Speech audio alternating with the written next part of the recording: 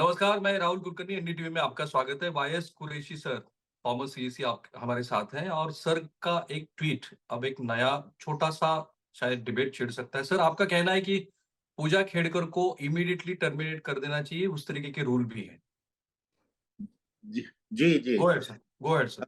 मैंने यही कहा है कि प्रोबेशन पीरियड के लिए रूल ये है कि प्रोबेशन पीरियड खत्म होने से पहले एक दिन पहले तक भी बगैर कोई रीजन दिए रिमूव किया जा सकता है। क्योंकि अदरवाइज आप किसी को भी रिमूव करते हैं तो जैसे कि मशहूर है कि प्रिंसिपल ऑफ नेचुरल जस्टिस, यानी अपॉर्चुनिटी टू बी हर्ड, कि भाई आपको निकालने का हम सोच रहे हैं और ये वजह है, बताओ क्यों ना निकालें, शो कॉज नोटिस दिया जाता है। तो उसके बाद वो जवाब सवाल शुरू होते हैं और उसके बाद तो एंडलेस लिटिगेशन ही होती है और सुप्रीम कोर्ट तक जाती जाती है। तो इस ये चीज हम जब हमने 50 साल पहले सर्विस ज्वाइन की थी उस वक्त हमको बताया गया था, और 50 साल से हम देख रहे हैं कि प्रोबेशन को टर्मिनेट करने के लिए कोई रीजन नहीं देना होता है, बस सिवाय सिर्फ एक चिट्ठी कि हमें आपकी सर्विसेज कल से रिक्वायर्ड नहीं है। क्यों नहीं रिक्वायर्ड, ये कोई एक्सप्लेनेशन देने की जरूरत नहीं होती। अच्छा, ये चीज दो तीन सुप्रीम कोर्ट जजमेंट ने भी डिफरेंट डिफरेंट टाइम में क्लियर किया है कि यहाँ पे लॉ ऑफ नेचुरल जस्टिस जिसकी बात लोग करते हैं वो भी अप्लाई नहीं करता, क्योंकि ये रूल है। तो हालांकि इसके ये मैंने ट्वीट किया, उसके बाद मेरे कुछ दोस्तों के मुझे रिस्पॉन्सेज भी आए। ज्यादातर तो यही कि भाई नेचुरल जस्टिस, नेचुरल, तो हमें भी मालूम है नेचुरल जस्टिस कोई भी अगर रिमूव हुआ है बगैर एक्सप्लेनेशन मांगे, 25-25 साल बाद सुप्रीम कोर्ट ने उनको रिस्टोर किया है और 25 साल की सैलरी तक दी है। ये सब मालूम है, ये लोग ट्विटर पे हमको सिखा रहे हैं बहुत सारे, लेकिन उनको ये प्रोबेशन वाला रूल मालूम नहीं। लेकिन मेरे कुछ सर्विस कोलीग ने ये बताया कि जो रिमूवल ड्यूरिंग प्रोबेशन अगर हम करते हैं तो ये सिर्फ रिमूवल फ्रॉम सर्विस है, ये डिसमिसल नहीं है। ओके। जबकि जबकि इस कैंडिडेट के जो ऑफेंसेस हैं वो तो क्रिमिनल नेचर के ऑफेंसेस हैं, और उसमें तो डिसमिसल और रिमूवल में फर्क ये है, if you are remove now you can be taken in any other government job, तो कोई प्रॉब्लम नहीं। लेकिन डिसमिस्ड एम्प्लॉय किसी और एम्प्लॉयमेंट के लिए फिर अनफिट नहीं रहता। तो कुछ लोगों को कहना है कि इट इज बेटर कि ये प्रोसीजर, चूंकि बिल्कुल ऑब्वियस है जो जो ऑफेंसेस हैं, और इसलिए डिसमिसल का प्रोसेस ही रखा जाए, न कि रिमूवल ड्यूरिंग प्रोबेशन का प्रोसेस। तो ये ऑफ कोर्स ओपिनियन की बात है। मैं समझता हूँ कि रिमूव तो फौरन करके और उसके बाद क्रिमिनल लायबिलिटी खत्म नहीं हो जाती। Criminal right. केसेस जारी रखिए, सारे क्रिमिनल जो फ्रॉड किए हैं, फ्रॉड के केसेस तो चलेंगे। तो और उसकी तो कोई टाइम लिमिट भी नहीं है, तो उसको आप चलाते रहिए बाद में। क्या आपको लगता है कि पूजा खेड़कर जो जिस रूल की आप बात कर रहे हैं, उस रूल को अप्लाई करने के लिए एक आइडियल केस है, सब चीजें सामने आ चुकी है? देखिए, जो सुनने में आया है, जो देखा है, उसमें तो कोई किसी किस्म की कोई एम्बिग्युइटी या डाउट तो बचा नहीं। तो और ये कहना कि किसी को एग्जाम्पल बनाना, ये कहा तो जाता है, लेकिन मैं समझता हूँ कि जितना ज्यादा फेयर और ट्रांसपेरेंट हो उतना अच्छा होता है। और इसके केस में कई किस किस ने चूक की ये भी इशू जरूर देखा जाएगा, बाद में देखा जाए। सबसे पहले तो इस कैंडिडेट से डील करना है कि कितनी बहादुर, कितनी हम्म। इंटेलिजेंट। अरे, इसकी इंटेलिजेंस को तो दाद देनी चाहिए, कितनी डीप प्लानिंग, कितनी डीप थिंकिंग, और पूरे सिस्टम को इसने बेवकूफ बना दिया। एक वर्ड यूज होता है, हजारों से सुना है, क्रैकिंग द आईएएस। तो करेक्ट। वो उसको हम समझते थे ये क्रैकिंग द आईएएस क्या वर्ड है, तो आईएएस में कामयाब होना should be the word cracking. इसने तो वाकई सिस्टम को ऐसा क्रैक किया कि सारे उसकी जो धज्जियां उड़ा दिया, उसको एक्सपोज कर दिया। 1 साल नहीं, 2 साल नहीं, बार बार झूठे सर्टिफिकेट, झूठा सब कुछ, डिफाइंस, मेडिकल रिपोर्ट ना देना, मेडिकल रिपोर्ट के न होने के बावजूद उसको एडमिशन मिल जाता है। और जो जैसे कि मिस्टर रिबेरो ने लिखा कि 864, ये जो भी नंबर है, 864 वाला जो 821 है। जितना भी है 800 के बाद, वो आईएएस में कैसे आ गया? और उसको आईएएस में आने के बाद होम कार्डर कैसे मिल गया? होम कार्डर तो बिल्कुल टॉपर्स को मिलता है, क्योंकि अगर 2 पोस्टें होती हैं तो पहली पोस्ट होम होम स्टेट वाले को जाती है, दूसरे आउटसाइडर को जाती है। तो नॉर्मली जो टॉपर होता है उस स्टेट का, वो होम होम कार्डर वाली पोस्ट ले जाएगा, 1-2 जितने भी होते हैं। इसको आईएएस भी मिलता है, होम कार्डर भी मिलता है। ये तो बहुत ही इन्फ्लुएंशियल पर्सन लगती है मोहतरमा। क्या आपको नहीं लगता सर कि यूपीएससी भी खुद की जो रिस्पॉन्सिबिलिटी है उसको इवेड कर रही है? इस तरीके की सब फॉर्जरी डॉक्यूमेंट्स आपके पास गए हैं एम्स को। आपने कहा कि 6 बार आपको एम्स के एग्जामिनेशन के लिए जाना चाहिए, वो गई नहीं, किसी प्राइवेट इंस्टीट्यूट का सर्टिफिकेट आपको दिया, आपने वो एक्सेप्ट भी किया। तो आपको नहीं लगता कि यूपीएससी के अंदर जो भी लोग हैं, पहले उनके भी खिलाफ कुछ क्रिमिनल एक्शन लेनी चाहिए, अगर उनका कोई रोल डिफाइन होता है इसमें तो? नहीं, जैसे मैंने कहा ना कि ये यूपीएससी या डीओपीटी या जिस जिस की भी जिम्मेदारी है, ये तो बाद में इन ड्यू कोर्स, क्या पहले हम यूपीएससी के पीछे पड़ जाए और कैंडिडेट को भूल जाए, ये नहीं हम्म। होना चाहिए। पहले कैंडिडेट से डील कर ले, कंक्लूसिवली डील कर ले, उसके बाद ये इन्वेस्टिगेशन करें कि ये ऐसी लापरवाही कैसे हो गई। अरे भाई, हम भी इसी रूट से सर्विस में आए थे। हमें याद है कि जब हम मेडिकल के लिए जा रहे थे तो इतना हार्ट बीट तेज कि भाई 10 मिनट लेट ना हो जाए। 10 मिनट लेट हो गया और डॉक्टर ने कह दिया आप लेट हो गए, जाइए, तो हमारे तो हार्ट फेल हो जाता। यहाँ हॉस्पिटल एम्स इनको बुला रहा है, बार बार बुला रहा है, और परवाह ही नहीं। इतनी बहादुरी ये कहाँ से आ गई, जबकि वो सर्विस में भी दाखिल भी नहीं हुई थी मैडम। तो ये तो कुछ बहुत ही इट्स इंटरेस्टिंग केस स्टडी जो हमारी एकेडमी है, नेशनल एकेडमी ऑफ एडमिनिस्ट्रेशन के सर लिए। मैं आपको ये बहादुरी जो है ना वो कहाँ से आई, मैं आपको बताता हूँ। मेरा अगला सवाल तो वही है, लेकिन मैं पहले ये पूछना चाहता हूँ कि क्या इस पूजा खेड़कर के मामले को लेके यूपीएससी की भी क्रेडिबिलिटी को कुछ दाग लगा है, शेक हुआ है? बिल्कुल लगा है हम्म। कि इतनी बड़ी बड़ी बेईमानियां हो रही हो, तो स्क्रूटिनी और एग्जामिनेशन क्या हुआ कि कोई भी आदमी अपना झूठा सर्टिफिकेट दे दे, उसको किसी ने नहीं एग्जामिन किया। तो मेडिकल रिपोर्ट अभी आई नहीं है एम से, उसको एडमिशन कैसे मिल गया? और उसके बाद इसको ये 820 या जो भी नंबर है होने के बावजूद आईएएस कैसे मिला, ये भी यूपीएस की जिम्मेदारी। और उसमें होम कार्डर कैसे मिला, ये डिपार्टमेंट ऑफ पर्सनल की जिम्मेदारी। तो जिम्मेदारी तो कई डिपार्टमेंट की इसमें है, और सबसे सवाल जवाब किए जाएंगे, सबकी इंक्वायरी होनी चाहिए। ठीक है, मैं आपको जो कह रहा था। हाँ, गो एक अहेड और सर। इसमें जो एक और जो सबसे ज्यादा खतरनाक चीज जो है कि इस केस की वजह से, इससे पहले जो डिसेबल्ड लोग सर्विसेज में आए हैं, उनमें से बड़े innocent and very genuinely disabled हैं, उन सब के ऊपर भी स्पॉटलाइट आने लग गई। लोग उनको भी क्वेश्चन और शक की निगाह से देखने लग गए, और एट द सेम टाइम शक की निगाह से देखने लगे। ये तो अफसोस और दुख और तशवीश की बात है ही। लेकिन एक और चीज भी जो देखने में वो आती है कि मैंने मेरे पास व्हाट्सएप पे पिछले दिनों कुछ आ रहे थे, कुछ तो हम्म। महाराष्ट्र के थे, कुछ और 1-2 स्टेट के थे, कि 1-2 साल के अंदर बहुत सारे हियरिंग इम्पेयर्ड हियरिंग। अब वो हियरिंग को तो फेक करना बड़ा आसान है। आप मुझसे बात कर रहे हैं, मैं प्रिटेंड करूं मुझे सुनाई नहीं दे रहा, मैं जवाब ही नहीं हम्म। दूं, तो हम्म। उसको कैसे प्रूव करेंगे कि नहीं ये झूठ बोल रहा है? तो एक स्टेज आई थी 1-2 साल के, जो लोगों ने नाम भेजे हैं उनके, कि वो जिसको देखो हियरिंग इम्पेयर्ड का वो लेता चला जा रहा है, सर्टिफिकेट लिए जा रहा है, कई कई एक ही साल में मिल गए। हम्म। तो ये सारी चीजें अब स्क्रूटनी में तो जरूर आएंगी, उससे तो बच नहीं सकते। मैं वही कह रहा था, पूजा ने ये क्यों किया, उतना ढाढ़स कहाँ से आया? तो मैं आपको बता दूं कि 2015 से लेके 2023 तक पूरे हमने यूपीएससी की लिस्ट छानबीन की, तब हमने पाया 320 ऐसे लोग हैं जिन्होंने किसी ना किसी तरीके के डिसेबिलिटी का सर्टिफिकेट लिया है। और सबसे ज्यादा लोग महाराष्ट्र के हैं। 45 लोग हमने पाए कि जो महाराष्ट्र के हैं। और उससे शॉकिंग मैं आपको चीज बता दूं, जो लोग महाराष्ट्र के सिविल सर्विस में नामी गिरामी लोग हैं उनके बच्चे हैं।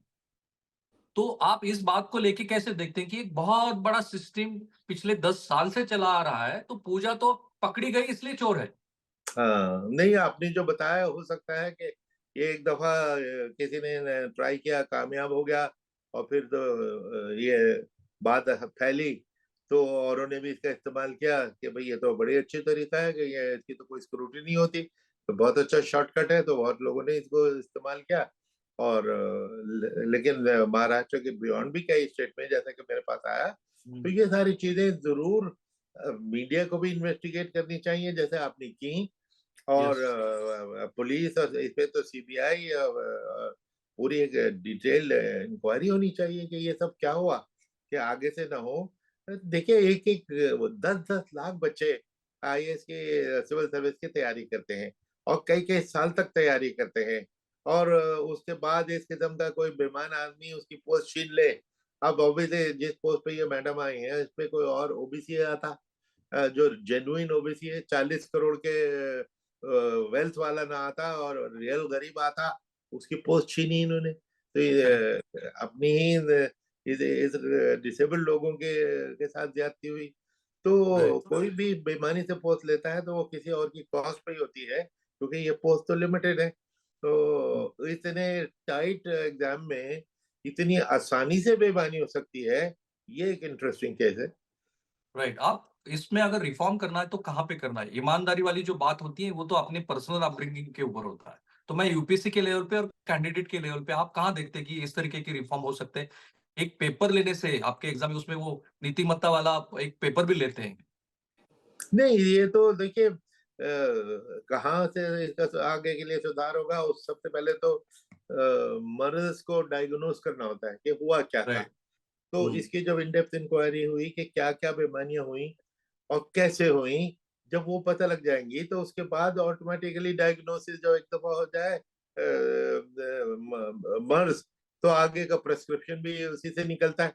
तो जो जो कमजोरियां थी, जो वीक स्पॉट थे, जहां से ये गड़बड़ियां हो पाई, उनको प्लग करना पड़ेगा, और बहुत इसमें सख्ती करनी पड़ेगी। और तो मैं दूसरे, बाय द वे, चूंकि आप इसको इन डेप्थ इतने डिस्कस कर ही रहे हैं, मैं पिछले 2-3 साल किसी एक ऑर्गेनाइजेशन के लिए मॉक इंटरव्यूज वाली कमेटी का चेयरमैन करेक्ट। था। हम्म। तो हम लोग ये देखते थे और हैरानी होती थी कि नो नो अटेम्प्ट्स दी जाती हैं, यानी जो शख्स पहली बार में, दूसरी बार में, पांचवी बार में, आठवीं बार में फेल हो गया, वो तो अनफिट, 8 बार अनफिट होने के बाद नवी इतनी अटेम्प्ट देने का मतलब क्या है? ये सारी राइट। चीजें बिल्कुल पॉलिटिकली की गई हैं, कि इनको हटा के दिया जाए। अरे भाई, हमारे वक्त में 3 अटेम्प्ट होते थे, और 21 से 24 साल के बीच में, दो फायदे थे उससे। एक तो 21 से 24 साल में आपका माइंड अभी इंप्रेशनेबल है, एकेडमी में जाके ट्रेनिंग हमको दी जा सकती है। राइट। 42 साल में जो जाएगा, 35 साल में जो जाएगा, वो तो ग्रैंड फादर होके जाता है, उसको कौन क्या सिखा सकता है? तो और उसके पास सर्विस कितने बचती है? सर्विस ज्वाइन करने के बाद उसको बचे 18 साल, 20 साल। तो ये तो इस पूरे सिस्टम का जो भट्टा बैठा है ना, ये जो 5 अटेम्प्ट, 7 अटेम्प्ट, 10 अटेम्प्ट, 15 अटेम्प्ट, तो इन मैडम ने तो 12 अटेम्प्ट ले ली। तो ये तो हैरानी की बात है। तो ये इतनी अटेम्प्ट भी देना, कि भाई जो आदमी एक बार दो बार में नालायक साबित हो गया, उसको उसके पीछे पड़ गया। बल्कि मैं तो कहता हूँ 9 अटेम्प्ट देने के बाद उसको ऑटोमेटिकली आईएएस में ले लो, कि भाई तेरी परसिवियरेंस बड़ी है, ज्यादा है, तो बहुत पेशेंट है, उसका रिवॉर्ड, चलो एग्जाम की जरूरत नहीं, चलो ये लो आईएएस में एंट्री की सर्टिफिकेट। तो राइट। ये, और एक और चीज जो देखने में आई, कि कितने बच्चों का हमने देखा करियर इस वजह से खराब हो रहा है, कि उन्होंने नेशनल हॉबी, कि एक एक 1.5 लाख की जॉब छोड़ के, 90% तो इंजीनियर्स थे, उनमें से बहुत सारे आईआईटी के थे। अब आईआईटी के तो ब्राइटेस्ट बच्चे होते हैं, तो वो आईएएस में बार बार क्यों फेल हो रहे हैं? तो देखना पड़ेगा, क्या आईआईटी में एडमिशन जेन्युइन होते थे कि नहीं होते थे? वेरी ऑलरेडी सही। लोग सवाल उठा रहे हैं, क्योंकि ये सिस्टम जो रिजर्वेशन का है, तो उसके शॉर्टकट अगर लोगों ने ढूंढे हैं, तो हर जगह एंट्री में यूज किए होंगे, है ना? तो हमें जो हैरानी होती थी, हम बल्कि कहीं से पूछते थे कि यार, तुम 8वीं या 9वीं आखिरी अटेम्प्ट में तुम आए हुए हो, और अभी भी इसमें, तो अभी अगर तुम फेल हो गए, तो तुमने 9 साल तो अपने सर्विस के खराब कर दिए, करियर के। उस 9 साल में तो कम से कम कोई दूसरी जॉब तो करते, कुछ हम्म। वहां पे आपके प्रमोशन होते। हमने देखा 1.5-1.5 2-2 लाख रुपए की जॉब से रिजाइन करके भी ये लोग आए हुए थे। राइट, तो किस उम्मीद और ठीक है, अच्छा कॉन्फिडेंस है कि बर्न योर बोट्स और कि मैं अब आईएएस में आके दिखाऊंगा, लेकिन उसकी तो कोई गारंटी नहीं है। तो राइट, ऐसी सूरत में पूरे सिस्टम की तरफ देखना कि हमारे नौजवानों के साथ ये खिलवाड़ तो नहीं हो रहा उनके करियर के साथ, कि वो उनके 8-8 10-10 साल उनके जवानी के जो पीक है वो वेस्ट हो जाते हैं। हालांकि मेरा राइट। अपना एक्सपीरियंस ये है कि मैं 2 साल टीचिंग कर रहा था, लेक्चरर था। उस टीचर बजाय इसके कि मैं रिजाइन करके ध्यान देता, उस लेक्चरशिप ने तो मुझको बड़ा कॉन्फिडेंस बढ़ाया। उस अच्छा, एक्सपीरियंस का तो मुझको फायदा हुआ, मैच्योरिटी मेरी बढ़ी। इसलिए जॉब छोड़ के आ जाके फुल टाइम इसको करना और उसके बाद भी 10-10 बार फेल होना, तो ये सब इन्वेस्टिगेशन के लायक टॉपिक्स हैं। राइट। एक बड़ा मुद्दा अभी छिड़ गया है पूजा खेड़कर के मामले को लेके। ये कहा जा रहा है कि जो आईएएस और आईपीएस का अट्रैक्शन है, उसकी वजह है पैसा। अरुण भाटिया साहब ने कहा तो 90% जो आईएएस और आईपीएस है वो करप्ट है। अविनाश धर्माधिकारी साहब ने कहा कि उससे ज्यादा शायद करप्ट हो सकते हैं। इनकॉम्पिटेंट की भी बात उन्होंने कही। लगभग 90% आईएएस और आईपीएस जो है इनकॉम्पिटेंट है। तो इन जो लोग इस सिस्टम में आना चाहते हैं, अब ये डिबेट एक अलग लेवल पे चली गई है महाराष्ट्र में तो खास करके। उनको लगता है कि भाई कुछ करना ही नहीं है, आप एक बार उसमें एंट्री कर लो, पैसा भी मिलेगा, काम भी कुछ करना नहीं है, बस पॉलिटिशियन के साथ में रहो। आपको क्या लगता है? देखिए, इसमें 2 अलग-अलग बातें हैं और दोनों के जवाब मेरे अलग हैं, कि ये ज़रूर है कि बहुत से लोग पावर और की वजह से आते हैं, ज़्यादातर तो पावर की वजह से आते हैं। जो इस ल मैडम ने दिखाया कि आते ही कि उनको बत्ती भी चाहिए, लाल बत्ती चाहिए, और वो गाड़ी कहाँ से आई थी, इनकी अपनी थी, तो बियॉन्ड मीन्स वाली बात हो गई। किसी बिज़नेसमैन से ली थी, जो मैंने कहीं पढ़ा था, तो करप्शन की बात हो गई। तो हम्म। तो ये तो पावर वो करना, और ये अफ़सर अगर बनी रहती तो क्या सितम ढाती, ये तो बस स्पेकुलेशन ही की बात है। तो बहुत से लोग तो पावर के लेवल में आते हैं और बहुत से लोग वाकई, ये फैक्ट है अनफॉर्चुनेटली, मुझे ये एडमिट करने में बड़ा दुख है कि कुछ लोग इसलिए कि यहाँ ये बड़े लुक्रेटिव है, यहाँ बैठ के पैसा बना सकते हैं, क्योंकि पैसा बनाने वाला पकड़ा गया तो 10 में से एक, और बाकी 9 तो करोड़पति होके निकलते हैं। मुझे एक हमारे एक कोलीग ने, जो एक national academy of administration Mussoorie में डिप्टी डायरेक्टर थे, उन्होंने एक केस बताया कि हम्म। एक कैंडिडेट ने अपनी फर्स्ट प्रॉपर्टी रिटर्न जो एकेडमी में सबमिट किए उन्होंने, उसमें 1000 एकड़ की ओनरशिप जमीन की बताई राजस्थान में। तो हम्म। अभी जो सर्विस में आए हुए उनको 6 महीने हुए हैं, तो उन्होंने 1 जनवरी को चूंकि रिटर्न फाइल करने होते हैं। तो जब इन्वेस्टिगेशन उसकी समहाउ किसी वजह से हुई, तो पता ये लगा कि वो जिस गांव में 1000 एकड़ जमीन दिखाई थी राजस्थान के, वो गांव का न, वो तो गांव था ही नहीं कहीं।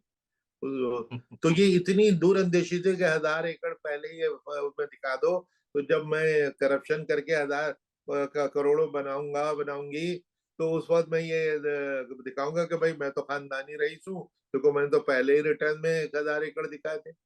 वो तो फर्जी थे वो। तो ये आज की बात नहीं है, अच्छे खासे 10-20 साल से ये चलने लगा है, बढ़ने लगा है, और इसको चेक करने की जरूरत है। दूसरा, जो कॉम्पिटेंस की बात थी कि हाँ। 90% कॉम्पिटेंट, उससे मैं डिसएग्री करता हूँ, क्योंकि ओके। मैं as as CEC chief election commissioner, 60% of bureaucracy तो हमारे अंडर में डायरेक्टली काम करती है और बार बार करेक्ट। करती है, चाहे वो हम्म। आईएएस हो, आईपीएस हो या आईआरएस हो।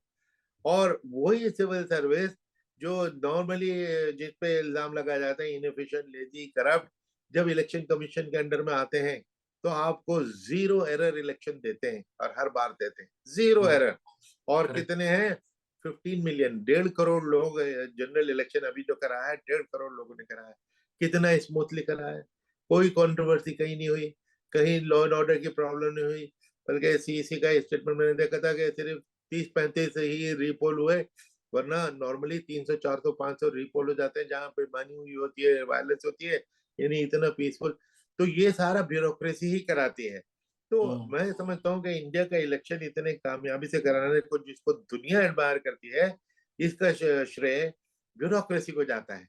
3 राइट। इलेक्शन कमिश्नर जरूर होते हैं, लेकिन हम तो बैठे हुए टीवी पे देख रहे होते हैं, हमारी टीम, जो हमारी फौज है, वो फील्ड में बड़े बड़े डिफिकल्ट एरियाज में, जहाँ 3-3 दिन पैदल चल के जाना है, नदी पार करके जाना है, जान हथेली पे लेके जाना है, ये लोग करते हैं और अच्छा करते हैं। उसकी वजह है कि नंबर वन कि हम एक तो हम इनको जानते हैं पहचानते हैं, उसी हम बिरादरी के हैं, हम सारे ब्यूरोक्रेट। तो जो नालायक है, जो बेईमान है, हमें उसके बारे में भी इत्तला है। और ईमानदार है, उसको हम आइडेंटिफाई करके उसको फुल प्रोटेक्शन देते हैं कि कोई राइट, नेता उसकी तरफ आंख उठा के नहीं दे सकता। ये सब देखते हैं। तो सिस्टम तो हमारा उस लिहाज से ठीक है, हमारी ब्यूरोक्रेसी प्रोफेशनल है। बल्कि ये राइट। सवाल मुझसे वर्ल्ड में जब मैं कहीं जाता हूँ लेक्चर में, फॉरेनर्स ये खास तौर से पूछते हैं कि भाई हुँ, हाउ कि आप ब्यूरोक्रेसी इसके लिए इलेक्शन कराते हैं, उनको आप ट्रस्ट कैसे कर सकते हैं? ब्यूरोक्रेसी तो प्रो गवर्नमेंट होगी, गवर्नमेंट को फेवर कर देगी, रूलिंग पार्टी को। तो उसका जवाब मैं ये देता हूँ कि हमारी ब्यूरोक्रेसी बड़ी प्रोफेशनल है। वो हुँ, जानती है कि नेता आने जाने वाली चीज है। जो ब्यूरोक्रेसी ने रहना है 35 साल। दूसरा हमें राइट, एक प्रैक्टिकल रीजन भी है कि ब्यूरोक्रेसी की ये जो अगर बेईमानी करेगा तो उसकी गर्दन तो हमारे पास 35 साल तक हमारे हाथ में उसकी गर्दन, राइट। तो उसका करियर चौपट हो सकता है। इसलिए हुँ। वो ठीक से बिहेव करते हैं, लेकिन कैपेबिलिटी में अच्छी तरह परफॉर्म करने की जो है, ये वो बार बार साबित होती है। इसलिए हमें उनको इनएफिशिएंट या इनकॉम्पिटेंट आप 60% कह रहे हैं, 60% लोग एफिशिएंट हैं आपके नज़रिए से देखा जाए। अच्छा, दूसरी एक बात है, कॉलोनियल लीगेसी की एक बात हो रही है और दूसरी जो कॉन्स्टिट्यूशनल प्रोटेक्शन दिया गया है आईपीएस और आईएएस को, उसको भी हटा देना चाहिए, ऐसा कहा जा रहा है। नहीं, ये तो बेकार की फजूल की बातें हैं। कॉन्स्टिट्यूशन प्रोटेक्शन, देखिए एक से एक अच्छा आईएएस आईपीएस अफसर भी है। उनकी अगर उनके एसोसिएशन की वेबसाइट पे रोजाना एक एक किसी कलेक्टर ने ये काम किया, हो क्या। प्राइम मिनिस्टर अवार्ड देते हैं बेस्ट कलेक्टर, बेस्ट एसपी को। इलेक्शन कमीशन ने नेशनल अवार्ड शुरू किए थे बेस्ट इलेक्शन कराने के लिए।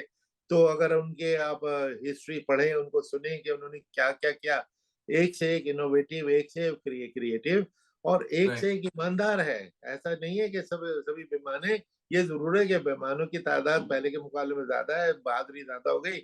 हमें तो याद है उसमें, लेकिन ऑफकोर्स पुरानी क्या बात करना कि अगर सरकारी गाड़ी में हम आधा किलोमीटर भी मार्केट में टूथब्रश खरीदने के लिए चले गए तो दिल की धड़कन तेज हो जाती थी कि कोई वो देखेगा तो इसके ऊपर पुराने दिन डेजिग्नेशन हो तो गए सर क्या अब वो। क्या कहेगा, क्या कहेगा। अब तो ब्लेटेंटली बड़ी बड़ी गाड़ियां, आउडी जो हम आज तक हम अफोर्ड नहीं कर सकते, वो एक हुँ, प्रोबेशनर के पास एक आउडी है। अब वो उनकी हुँ, अपनी है तो ऑब्जेक्शनेबल, और अगर वो किसी बिजनेसमैन से लिए तो उससे भी ज्यादा ऑब्जेक्शनेबल। राइट। और कॉलोनियल लीगेसी की जो बात हो रही है, वो तो छूटा नहीं है, आप उसी तरीके से बिहेव करते हो, बड़े-बड़े बंगले में रहते हो, लोगों से कनेक्ट छूटा है। नहीं नहीं, ये गलत बात है। बड़े बड़े बंगलों में हम बिल्कुल नहीं रहते। बड़े बड़े बंगलों में उस वक्त रहते हैं जब हमारी फैमिली सबसे छोटी हो जाती है, जब हमारे राइट, बच्चे बड़े हो रहे थे, स्कूलों में जाते हैं। दो दो कमरों के उसमें हम रहा करते थे, और वो भी साल साल दो दो साल वेट करने के बाद हमको वो टाइप 4 और टाइप 5 मकान मिलता था। अब थोड़ा आसान हो गया क्योंकि वो न्यू मोतीबाग में बड़े कॉम्प्लेक्स बना दिए, क्योंकि उसकी वजह से कार्डर मैनेजमेंट खराब हो रहा था। मकान ही हुँ, आपको 2 साल नहीं मिलेगा और बच्चे को एडमिशन नहीं मिलेगा, तो कोई आदमी अपनी स्टेट से दिल्ली आना नहीं चाहता था। तो उससे राइट, कार्डर मैनेजमेंट तो प्रभावित होता है, क्योंकि स्टेट का रेगुलरली दिल्ली ऑफिसर का दिल्ली आना जरूरी है, और दिल्ली के अफसरों का वापस जाना जरूरी है, ताकि एक्सचेंज ऑफ एक्सपीरियंस जो है ये रेगुलर है। ये उस कार्डर के मैनेजमेंट की जो बेसिक फिलोसफी है। और इसको right, British legacy, I think British legacy में तो बहुत अच्छी अच्छी चीजें भी हैं। तो हुँ, हुँ, हमारा पूरा जुडिशियल सिस्टम, हुँ, पार्लियामेंट्री सिस्टम, ये भी तो ब्रिटिश लेगेसी है। और इसलिए, और आईएएस ने आप देखिए, आईएएस ने नेशनल इंटीग्रिटी में जो काम किया है, आईएएस और आईपीएस, ऑल इंडिया सर्विसेज, कि हुँ, आप इमेजिन कीजिए कि एक दिल्ली का लड़का और अगले अपने 35 साल नागालैंड में गुजारेगा, बेस्ट ईयर्स ऑफ लाइफ। ये या लड़का या लड़की, या केरला में, या कहीं साउथ साउथ में उसमें। तो इसलिए अब बिल्कुल ये जो आउटसाइडर का कंपल्सरीली वहां भेजना, ये बहुत फार साइटेड पॉलिसी थी। और this is what has kept the country together.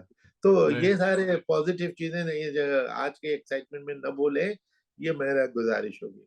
मेरा आखिरी सवाल है, ये पूजा खेड़कर के मामले को देखते हुए लैटरल एंट्री वाली भी बात फिर से छिड़ गई। लोग कह रहे हैं कि अच्छे लोगों को ले लो, परीक्षा वगैरह वो छोड़ दो। नहीं देखिए, वो तो मैं उसमें पूरी तरह एग्री नहीं करता। इक्का दुक्का लेटरल एंट्री अच्छी चीज है। Doctor Manmohan Singh lateral entry से आए थे, मोन्टेक्सिंग वाले लेटर आते हैं, लेकिन देखिए उसमें सब्जेक्टिविटी का बड़ा स्कोप है, उसमें बेईमानी के इल्जाम लगने का चांस है कि भाई वहां पे नेपोटिज्म और ज्यादा हो सकता है कि कागज पे हमने कितनी बार देखा है कि आपका बायोडेटा देखते हैं बड़ा इंप्रेसिव, जब वो कैंडिडेट आके मुंह खोलता है तो पोल खुलती है, क्या ये तो बिल्कुल अनपढ़ जाहिल आदमी और इतनी अच्छी अच्छी डिग्रियां दिखा रहा है ये। तो इसलिए लेटरल एंट्री वगैरह, और लेटरल एंट्री का एक्सपीरियंस अभी लेटली भी किया गया था, तो बहुत कामयाब तो नहीं हुआ। एक दफा मैं डीजी दूरदर्शन था, तो सुषमा स्वराज जी मेरी मिनिस्टर थी, हम ये डिस्कस कर रहे थे कि भाई ये प्राइवेट सेक्टर वाला डीजी दूरदर्शन कितने दिन चल सकता है। तो डिस्कशन ये था कि वो 7वें फ्लोर थे, एक हफ्ते में कूदेगा कि पहले दिन ही कूदेगा। तो मैंने कहा 7 दिन में कूदेगा, सुषमा जी ने कहा नहीं, पहले दिन ही कूदेगा, क्योंकि जिस किस्म के कंट्रोल प्रेशर और उसमें हम लोग काम करते हैं, ये बाहर से आने वाले को तो समझ में नहीं आएगा कि हो क्या रहा है। तो इसलिए lateral entry can be an excuse to bring in अपने फेवरेट्स को लाके, हर किस्म के फेवरेट हो सकते हैं। तो वो तो बहुत ही कंट्रोवर्शियल है। वन देखिए 10 लाख लोग जो बच्चे compete करते हैं और बार बार कंपटीशन से आते हैं, इससे टफ कोई दुनिया में एग्जामिनेशन नहीं। तो वो ये उनको डिवैल्यू करना है कि उनके एंट्री जो हुई वो सब बेकार, और बाहर से कोई साहब अपनी सिफारिश लेके अंदर आ गए वो अच्छे। ये टोटली एब्सर्ड प्रपोजल और आर्ग्यूमेंट है। चलिए सर, शुक्रिया, बहुत-बहुत मैं आपका शुक्रिया अदा करता हूँ, और एक चीज़ के लिए मैं आपका शुक्रिया अदा करना चाहता हूँ, जो आपने पॉपुलेशन मिथ को बस्ट किया है। तो मैं दर्शकों को कहूँगा कि वो किताब जो सर की है, वो ज़रूर पढ़ें, मैंने भी पढ़ी है। Sir, thank you so much. Thank you. Bye. Thank उसके यू। ऊपर आपको एक किताब कोई एक कन्वर्सेशन करना चाहें जरूर, कि आजकल वो फिर उसके ऊपर वो आई टॉपिक कंप्लीटली हॉट हुआ एग्री हुआ है, विथ यू। इसीलिए मैंने वो बात छेड़ी, क्योंकि अभी वो मामला फिर दूसरी तरफ चले जाता है, इसलिए मैंने उसके दोबारा ऊपर चल सवाल पड़ा नहीं है। पूछे। तो आई बी वेरी हैप्पी कि उसके ऊपर आप एक लंबा प्रोग्राम करें, थैंक जिसमें यू मैं so much. Facts and figures पे बेस्ड है आई नो बताऊं। सर, एंड मैंने तो कहा कि मेरी भी आंखें खुल गई, जो मान्यता थी, उस मान्यता को आपने पूरा बस्ट कर दिया। Thank you sir, thank you so much. Thank you very bye. Much.